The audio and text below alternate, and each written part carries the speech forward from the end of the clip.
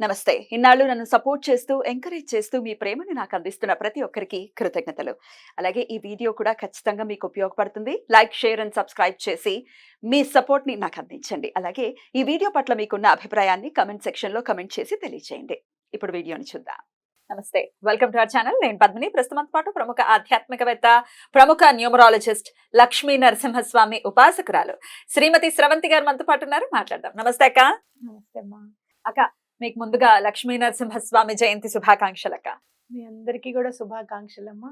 స్వామివారి కృపా కటాక్షాలు ఎల్లప్పుడూ కూడా మన అందరి మీద ఉండాలని చెప్పి నేను కోరుకుంటున్నాను. స్వామి జయంతి అయితే ఈ చతుర్దశి, వైశాఖ శుక్లపక్ష చతుర్దశిని స్వామి జయంతిగా ఖచ్చితంగా జరుపుకుంటూ ఉంటాము. ప్రతి ఏటా కూడా మీరు విశేషంగా ప్రతి నెల వచ్చేటటువంటి స్వాతి నక్షత్రంలో స్వామివారికి హోమాలు కానీ లేకపోతే కళ్యాణాలు కానీ విశేషంగా చేస్తూ ఉంటారు. మరి రేపటి రోజున ఎలా స్వామి అనుగ్రహానికి మేము పాత్రలు అవ్వచ్చు, మీరు ఎలా సెలబ్రేట్ చేసుకుంటారు? ఈ విషయాలన్నీ ఒకసారి చెప్పండి అక్క. తప్పకుండా చెప్తాను పద్మిని. అయితే మనకెప్పుడు కూడా భగవంతుణ్ణి అసలు సశరీరంగా చూడాలనుకుంటే, నిజంగా అంటే సశరీరంగా మన ముందు ఉన్నాడు అని చెప్పి మనకు ఆ భావన రావాలి. మనకి ఎప్పుడైనా సరే ఇలా పిలిచిన వెంటనే పలికి మన కష్టాన్ని దూరం చేసేదిగా ఉండాలి అంటే గురువు అనుగ్రహం కూడా చాలా ఇంపార్టెంట్. అయితే ఇక్కడ మనకి లక్ష్మీ నరసింహస్వామి గురించి చెప్పినప్పుడు మాత్రం స్వామి దుష్ట శిక్షణ చేయడానికి 5 ఏళ్ల పసిపిల్లవాడి కోసం అని చెప్పి ఆయన ప్రకటమయ్యారు స్తంభంలో. అంటే మనం ఎప్పటికప్పుడు భగవంతుడి కంటే కూడా మన ఆలోచనలు చాలా గ్రేట్, మనం చాలా తెలివి ఉపయోగించి మాట్లాడుతున్నాము అని చెప్పి అనుకుంటూ ఉంటారు. అలానే రాక్షసులందరూ కూడా అలానే అనుకునేవారు ఎప్పుడు. ఆడవాళ్ళు చంపకూడదు, మగవాళ్ళు చంపకూడదు, పొద్దున చంపద్దు, సాయంత్రం చంపద్దు, జంతువుతో ఉండకూడదు, మనిషితో ఉండకూడదు. ఎన్ని ఆలోచనలు మనకే ఉంటే మనల్ని క్రియేట్ చేసిన వాడికి ఇంకెన్ని ఉండాలి. నిజంగా చెప్పాలి అంటే ఆయన స్తంభం నుంచి ప్రకటమైనప్పుడుట ఆయనని మీరు చూస్తే చూడండి, 2 రూపాలు ఒకటేసారి చూపించారనమాట. అంటే ప్రహ్లాదుడి మీద కరుణ, అలాగే హిరణ్యకశిపుడి మీద ఎలాంటి క్రోధం, ప్రేమ, కరుణ 2 ఒకేసారి చూపించడం అనేది చాలా కష్టం. తల్లి చూడు ఎవరితోన గట్టిగా మాట్లాడింది అనుకో, పిల్లల మీద అదే రేంజ్ వాయిస్ వస్తుంది.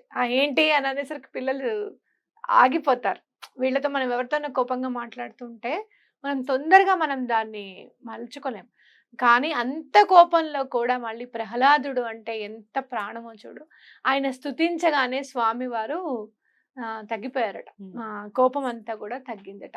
అయితే ఆయన ఎందుకలా మొత్తం తిరిగారు అని అంటే, ఎప్పుడైతే హిరణ్యకశిపుడి రక్తం ఆయన గోళ్ళకు అంటిందో ఆయన బాధను భరించలేకపోయారట. విపరీతమైన బాధట, మంటలట ఆయనకి. కాబట్టి ఎప్పుడు కూడా భగవంతుడు మన మీద దయతో మనం దగ్గర చేర్చుకోవాలి అని చెప్పి మనం దండం పెట్టుకోవాలి. అలా ప్రేమ, అవ్యాజ్యమైన ప్రేమని చూడాలి, మీరు చవి చూడాలి భగవంతుడిదంటే లక్ష్మీ నరసింహస్వామిని ఖచ్చితంగా పూజించాలన్నమాట. కాబట్టి మనం ఎలా పూజించుకోవాలి అనేది చూస్తే, నాకు ఏదైనా చెప్పాలి స్వామి వెంటనే నీ కరుణ అనేది అందరూ కూడా అనుభవించాలి, అలాంటిది ఏమన్నా తొందరగా నీ కరుణ చూసేది ఏదైనా ఉంటే బాగుండు అనేది నేను అనుకోవడము. ఇక్కడ ఇదే కుర్చీలో కూర్చొని వాసుదేవానంద సరస్వతి స్వామి వారు రచించే ఉంటారు నరసింహస్వామి గురించి.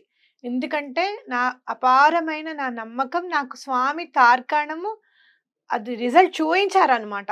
నరసింహ స్వామి శ్రీపాద వల్లభులు అని చెప్పి, శ్రీపాద వల్లభులకి నరసింహస్వామికి ఎటువంటి భేదం లేదు అనేది నాకు చూపించారు. నాకు అప్పటికప్పుడే ఆలోచన రాగానే అలా చూపించేసారు.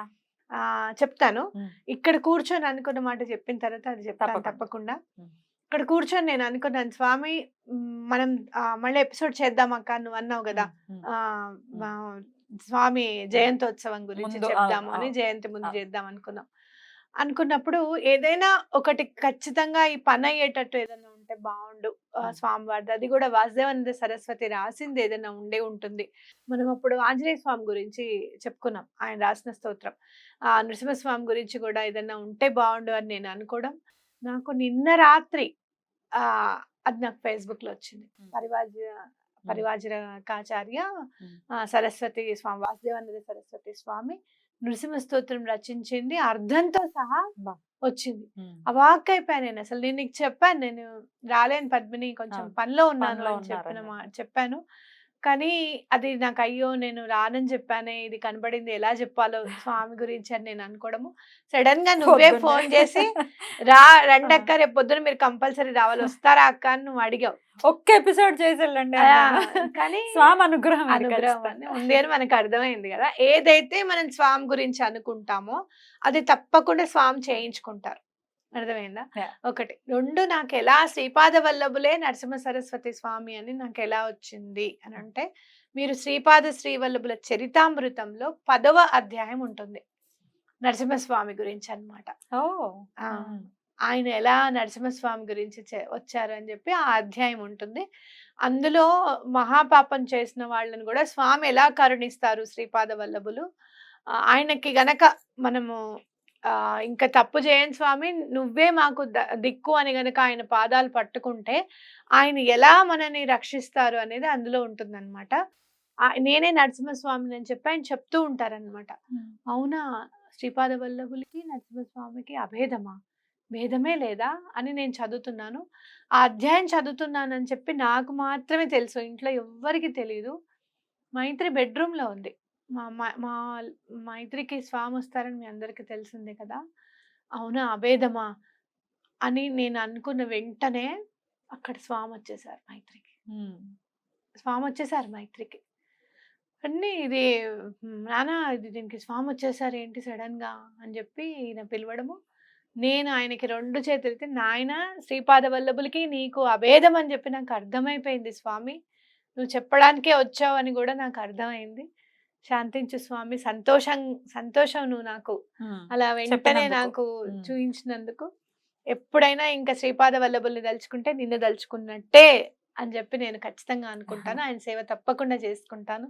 నా జీవితంలో శ్రీపాద వల్లభులకి ఇంకా నేను అంకితమే అనుకోండి. ఇక గురువు అంటే ఆయనే నాకు అని చెప్పి నేను దండం పెట్టుకోవడం జరిగింది. అప్పటి నుంచి నాకు బాగా స్వామి మీద చాలా చెప్పాలి, శ్రీపాద వల్లభుల గురించి చెప్పాలి, చేయాలి అనేది నా మనసులో ఉండిపోయింది. అద్భుతం.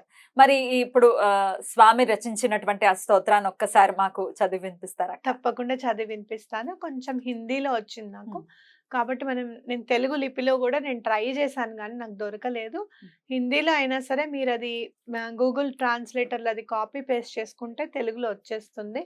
అది మీరు ఎక్కడైనా ఇంటర్నెట్లో చేయించుకునైనా మీరు ప్రింట్అవుట్ తీసుకోవచ్చు. కానీ ఈ స్తోత్రం మాత్రం తప్పకుండా చదువుకోండి. చాలా చిన్నదిగా ఉంది, చాలా బాగుంది. తప్పకుండా అక్క, ఒక్కసారి ముందుగా విందాం.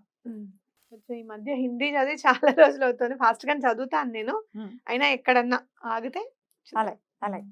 ఆ విఘ్నేశ్వరుని పాద పద్ములకి నమస్కరిస్తూ మనం నరసింహస్వామిది స్తోత్రం చదువుకుందాం. నమో గురువే వాసుదేవాయ.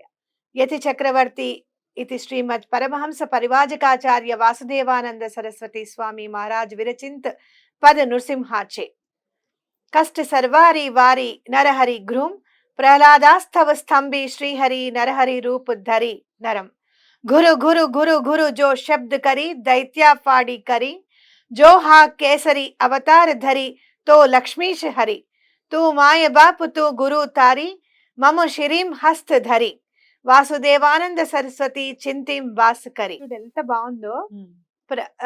కష్ట సర్వారి వారి నరహరి గృహం అంటే మా కష్టాలన్నీ కూడా తొలగించే స్వామి, ప్రహ్లాదుడి కోసము స్తంభంలోంచి ఉద్భవించిన స్వామి నరసింహ రూపుతో అది ధరించి వచ్చావు.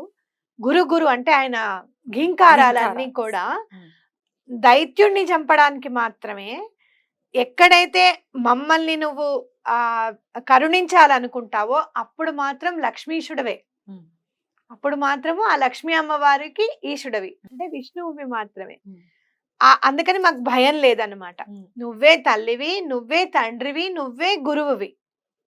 కాబట్టి మమ్మల్ని ప్రహ్లాదుడి మీద ఎలా అయితే నీ వరదహస్తాన్ని అలా పెట్టి మమ్మల్ని ఆయనని దీవించావో మమ్మల్ని కూడా అంతే ప్రేమతో కరుణించు స్వామి అని చెప్పి అంటున్నారు. వాసుదేవానంద సరస్వతి చిత్తంలో ఎప్పుడు కూడా, ఆయన ఆలోచనలలో ఎప్పుడు కూడా నరహరి ఉంటారు అని చెప్పి ఆయన చెప్తున్నారు అన్నమాట.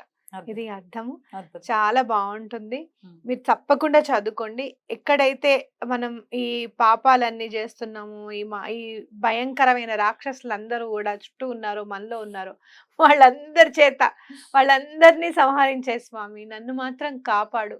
ఎలా కాపాడాలి? మనకి ముక్తిని ఇచ్చే దారిలో మనని నడిపించాలి. మనకి ముక్తి ఎప్పుడు వస్తుంది? ఎటువంటి పాపము చేయనప్పుడు. పాప పుణ్యాలు సమాంతరంగా, అసలు పుణ్యం ఉండకూడదు, పాపం ఉండకూడదు. అప్పుడే, అది yeah. చాలా ఇంకా చాలా లాజికలీ కష్టం. చాలా కష్టం అది అదే నిజంగా కదా. చెప్పాలంటే. అలా నువ్వే ఏదో ఒకటి చేయి నాయన అని చెప్పడం. మరి అలాంటప్పుడు పుణ్యం చేస్తూ ఉంటాం కదా, అది మన అకౌంట్ లో పడుతుంది కదా అనుకుంటే, అందుకే మనకి సనాతన ధర్మం వేదం ఏం నేర్పించింది అని అంటే, నేను చేసిందంతా కూడా ఈశ్వరార్పణం అని చెప్పి Yeah. అర్పించమని Correct. చెప్పింది అనమాట. అప్పుడు సమన్యాయం అవుతుంది. అది ఏమిటి పాపానికి పుణ్యానికి. అది. ఒకటి అలా దండం పెట్టుకోండి. రేపు తప్పకుండా వాసుదేవానంద సరస్వతి స్వామిని కూడా తప్పకుండా ఆయన ఎన్నో రచనలు చేశారు కాబట్టి ఆయన్ని కూడా తప్పకుండా దండం పెట్టుకోండి. Right. స్వామివారిది ఇది తప్పకుండా వినండి, వీలుంటే చదువుకోండి. పానకం నైవేద్యం పెట్టడం ఇవన్నీ. బెల్లం పానకం Mm. తప్పకుండా నైవేద్యం పెట్టాలి. బెల్లం కూడా నైవేద్యం పెట్టాలి. Right. మధుర పదార్థం గనక స్వామికి సమర్పిస్తే మన జీవితాలు కూడా మధురమయం అవుతాయి అన్నమాట. అద్భుతం. చాలా చక్కగా వివరించారు. ఆయన పట్ల మీకు ఉన్నటువంటి ప్రేమ కనపడుతుంది. ఆయనకు కూడా మన పట్ల అలాంటి ప్రేమే ఉండాలి. అలాంటి ప్రేమనే స్వామి చక్కగా చేపట్టుకొని నడిపిస్తారు మిమ్మల్ని. చాలా చక్కగా వివరించారక్క. కృతజ్ఞతలు. నమస్కారం. నమస్తే.